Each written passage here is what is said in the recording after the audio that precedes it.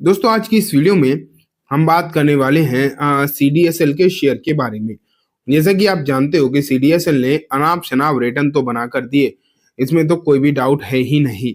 लेकिन मान लेते हैं कि अगर इस तरीके के रिटर्न सीडीएसएल ने दिए हैं, तो क्या कोई और दूसरी कंपनी इस तरीके के रिटर्न नहीं दे सकती?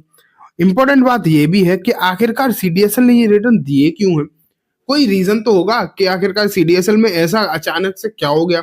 और अगर मान लेते हैं सीडीएसएल में ऐसा कुछ है भी, ठीक है, अगर ऐसा कुछ है भी तो सीडीएसएल की वो क्वालिटी क्या दूसरे कंपनी क्या दूसरे शेयर में वो मतलब चीज है जिसके चलते सीडीएसएल भाग रहा है। आज की इस वीडियो में हम ये डिस्कस करेंगे एंड देखेंगे दोस्तों कि सीडीएसएल की तरह रिटर्न आने वाले दिनों में और कौन से शेयर दे सकते हैं, किस किस ने दिए हैं, ऑलरेडी भी दिए हैं, ऐसी बात भी नहीं है, ऑलरेडी भी दिए हैं और आगे भी दे सकते हैं, कौन कौन से शेयर्स हो सकते हैं।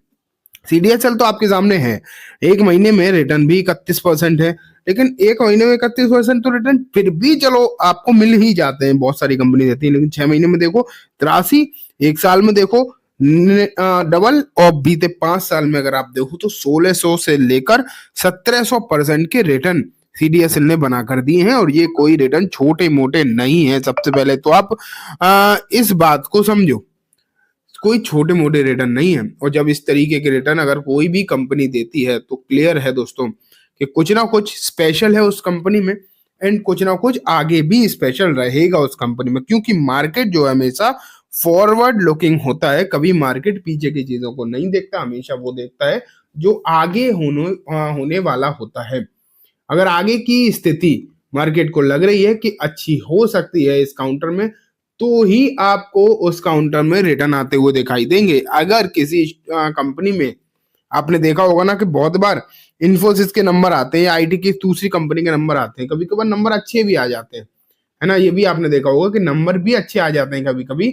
लेकिन उसके बावजूद क्या होता है कि अगर उनकी कमेंट्री अच्छी नहीं आई, उनकी गाइडेंस पर जो कमेंट्री है वो अच्छी नहीं आई, तो शेयर गिर जाते हैं अच्छे नंबर के बावजूद, अच्छी प्रॉफिट के बावजूद। तो मार्केट तो हमेशा फॉरवर्ड लुकिंग ही है। अगर आज के नंबर बेशक खराब हैं, लेकिन अगर मैनेजमेंट ने बोल दिया कि अगली साल नंबर बहुत अच्छे आएंगे, अगली साल हम कमाल ही कर देंगे, तो मार्केट मतलब वो स्टॉक तेजी में ही देखने को मिलेगा।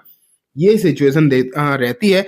इसलिए सीडीएसएल में मार्केट ने हमेशा फॉरवर्ड देखा है, और फॉरवर्ड देखने पर उन्हें मिला है कि ये सेक्टर का जो पेनिट्रेशन है वो बहुत तगड़ा है और आगे की स्थिति यहाँ पर बहुत अच्छी देखने को मिलेगी। अब क्या है पेनिट्रेशन, कौन सा है सेक्टर? सेक्टर तो दोस्तों अगर आप देखोगे तो स्टॉक मार्केट ही है। भारत में जिस तरीके की बातें स्टॉक मार्केट की होती हैं, आज भी stock market as a sector अगर हम देखें, अगर हम भारत में आज भी देखें कि स्टॉक मार्केट में काम करने वाले लोग कितने, बहुत ही गिने चुने लोग मिलेंगे आज भी आपको, बहुत ज्यादा लोग नहीं मिलेंगे देखने को, बहुत गिने चुने लोग ही आपको मिलेंगे मार्केट में काम करते हुए।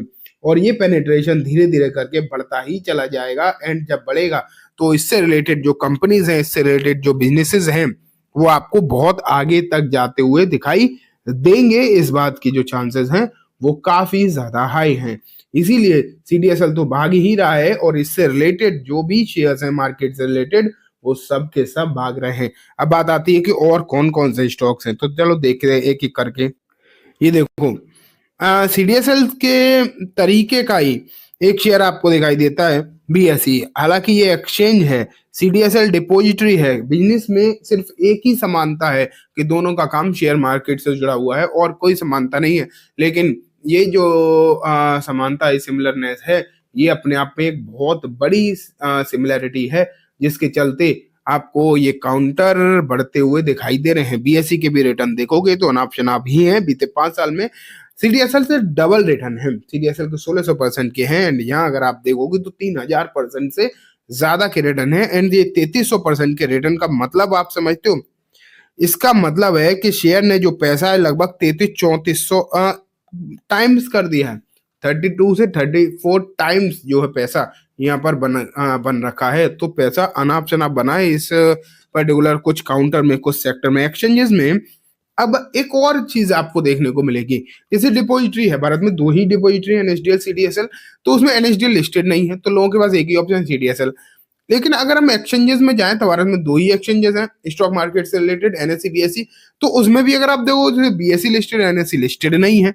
एंड अगर आप एमसीएक्स की तरफ भी जाओगे तो वो कम्युनिटी इंडेक्स है, तो वहां भी अगर आप देखोगे तो सिर्फ वही लिस्टेड है। तो हर एक सेक्टर में एक एक कंपनी है इससे रिलेटेड। लेकिन हाँ, ब्रोकर एक ऐसा सेक्टर है, ब्रोकर एंड एएमसी ऐसा सेक्टर है जिसमें मल्टीपल कंपनी है, और उन मल्टीपल कंपनीज ने भी रिटर्न बनाए हैं। जैसे कि एक नंबर आता है एंजल वन का। अगर हम एंजल वन को भी देखेंगे तो इस पर्टिकुलर काउंटर ने रिटर्न दिए हैं बीते 5 साल में लगभग कितने 1100% के आसपास के। एंड यहाँ भी माहौल जो है बढ़िया ही होता हुआ दिखाई दे रहा है। जब ये गिरेंगे तब का तब देखा जाएगा।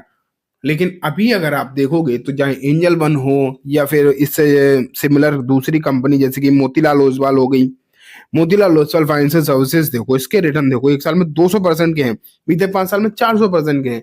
तो रिटर्न्स तो इन ब्रोकर्स ने दिए हैं। ब्रोकर है ये सब के सब, मोतीलाल हो गया, एंजल वन हो गया, और ब्रोकर बहुत ज्यादा लिस्टेड भी नहीं है। एक आध और है जिसमें ईडलवाइज वगैरह निकल कर आता है, एक आधी ही है। लेकिन अगर एक वेल्थ मैनेजमेंट कंपनी देखो, आनंद राठी देखो आप, आनंद 1 सेकेंड, आनंद राठी को देखो।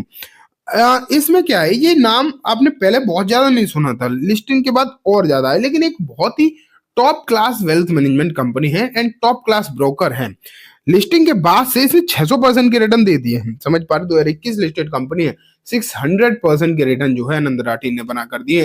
एंड जब से ये आया है तब से आप कह सकते हो ये एक तरफा इसी तरीके से चल रहा है। जब गिरेगा तब का तब देखा जाएगा। लेकिन फिलहाल की स्थिति आनंद राठी वेल्थ की बहुत अच्छी है। अभी तो इसका आईपीओ भी आने वाला है, ये भी आप सुनो, इसका जो है आईपीओ भी आएगा आने वाले समय में। और जब आईपीओ आएगा तब और देखा जाएगा क्या होता है। आनंद राठी की जो ब्रोकर है ना, उसका आईपीओ आने वाला है, तो और सिचुएशन अच्छी हो सकती है। तो ये कुछ सेक्टर, मतलब सेक्टर तो लगभग अगर आप देखोगे तो एक ही है। लगभग अगर आप देखो तो सेक्टर तो एक ही दिखाई देता है आपको, जो कि है शेयर मार्केट, ठीक है। और इससे जुड़ी हुई कंपनी में एएमसी और आती है, जिसमें आपको एचडीएफसी, फिर भी मैं कहूंगा कंपैरेटिवली एएमसी एक ऐसा सेक्टर रहा है इसमें जो इंटरनली सबसे वीक देखने को मिला है। जैसे यूटीआई एएमसी देखो, इसके रिटर्न अगर हम देखें बीते 5 साल में 186% के हैं। वहीं अगर आप एचडीएफसी एएमसी देखोगे उसके भी रिटर्न 100-150% के ही आसपास होंगे। कंपैरेटिवली अगर आप इसे देखो शेयर मार्केट से जुड़े हुए बाकी सेक्टर से कंपेयर अगर आप करोगे तो एएमसी सेक्टर जो रहा है इसमें रिटर्न कम आए हैं। एंड उम्मीदें जो है इसमें भी ज्यादा है, क्योंकि मार्केट में पेनिट्रेशन जो है म्यूचुअल फंड्स के द्वारा भी बढ़ रहा है। एंड म्यूचुअल फंड में अगर ज्यादा पैसा आ रहा है, ज्यादा इन्फ्लो आ रहा है, तो उसका कहीं ना कहीं फायदा आप कह सकते हो कि एएमसी को भी देखने को मिलेगा। तो ठीक है दोस्तों, ये कंप्लीटली बात हो गई इस पूरे सेक्टर के बारे में, पूरे के पूरे सेगमेंट के बारे में। उम्मीद है आपको सब कुछ अच्छे से समझ भी आ गया होगा। अब मैं इस वीडियो को यहीं खत्म करूंगा। जाने से पहले बस एक बार बोलना चाहूंगा, वीडियो अच्छी लगी तो लाइक करना, चैनल को भी जरूर सब्सक्राइब करना, जाते जाते बेल आइकन भी दबाना, जिससे कि जब भी मैं कोई नई वीडियो डालूं आपके पास नोटिफिकेशन आ जाए। एंड दोस्तों, वीडियो सिर्फ और सिर्फ एजुकेशन इन्फॉर्मेशन पर्पस से है, तो इसे किसी भी तरीके की बाइंग सेलिंग के रिकमेंडेशन के तौर पर बिल्कुल भी ना देखें। Thank you.